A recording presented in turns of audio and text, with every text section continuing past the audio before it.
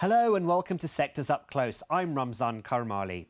Today we look at US industrial stocks and my guest is John Stoltzfus, Chief Investment Strategist at Oppenheimer Asset Management. Industrial stocks are suddenly back in fashion. After languishing for the first 6 months of the year, the index is now up over 10%. All of those gains started in June, as you can see. These are its biggest constituents. At the top of the list is UPS, followed by defence contractors Raytheon and Honeywell. It also includes equipment maker Caterpillar, as well as Boeing and General Electric, among others. These are traditionally cyclical stocks, so their recent gains are in line with expectations that inflation is coming down and that the Federal Reserve may not need to further raise rates and slow the economy. But there are other factors at play, not least the war in Ukraine, which has propelled defence contractors to the top of the market cap weighted index. The move by the US government to onshore more chip production is also driving growth for industrials. So where next for these stocks? Well, let's ask Oppenheimer's John Stoltzfus. John, thanks so much for joining us. Investors in the past haven't been that keen. Why the sudden interest?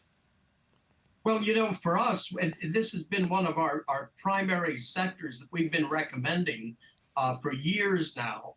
We regard the industrial sector as the new technology, in essence, for all the machinery and equipment that it produces across the areas that you mentioned, whether it's defense, whether it's commercial aerospace, whether it is power generation, whether it is alternative energy or fossil fuel energy, or medical equipment. It all tunes into the industrial sector, and we prefer accumulating it before everybody starts chasing it. And then we can enjoy these periods where all of a sudden it's recognized. From the notes you sent me earlier, you're pretty keen on this sector, and you sound very positive as well. Why are you so positive, John? So it's performing well. But what we really do believe is that, we're at a point now where we see the onshoring, the reshoring, the friendshoring that is occurring around the world as countries diversify away from China, not leaving China or a relationship with China, but perhaps not all roads lead to China anymore in light of what came to pass during the pandemic and for geopolitical reasons as well.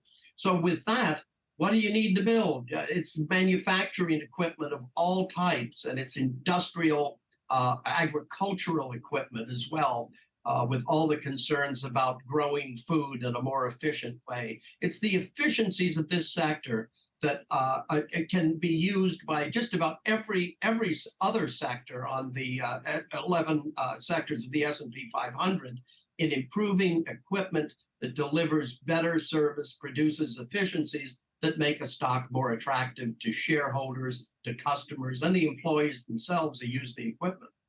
But are there not risks, for example, if the Federal Reserve doesn't, raises rates more than expected? We would certainly say that there would be risks if the Federal Reserve were intent on raising rates so high that would, as they say, break something, and push us into a deep recession.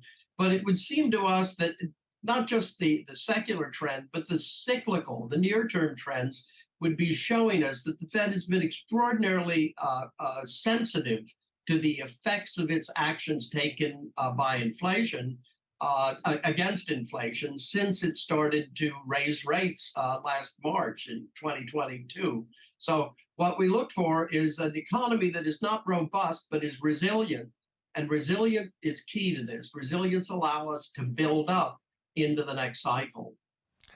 And looking at defence stocks, they had a pretty good year last year, but are they starting to look like a weak spot for the sector?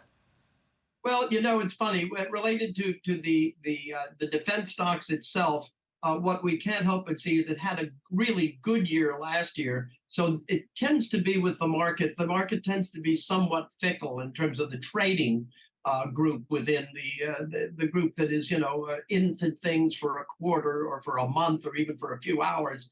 It's not the most popular. But we believe that the fact is that we have an uncertain world. We have President Xi of China building his military. We have Putin effectively with the incursion into Ukraine and not exactly giving up the goods there. We would have to say that defense equipment is essential, and all that's being used in Ukraine would tell us there's a big, not only an upgrade cycle, but a replacement cycle due, particularly in the US and within the NATO allies. And within the sector, are there any subsectors that you're particularly keen on? We would certainly say so. Among those would be the power generation aspect of it and the equipment that goes into it, whether it's related to fossil fuel or whether it's related to alternative energy. You know, we've all heard about the modern day windmill for wind energy. A lot of the replacement parts that are needed, but where are they going to get it?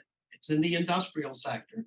If you're going to improve the production of fossil fuel to bridge the gap between total dependency on fossil fuel and the new alternative energy green era, you're going to need equipment, and that's where you find it, and, as well as medical equipment. We could say those are our two favorites. Longer term, it's AI.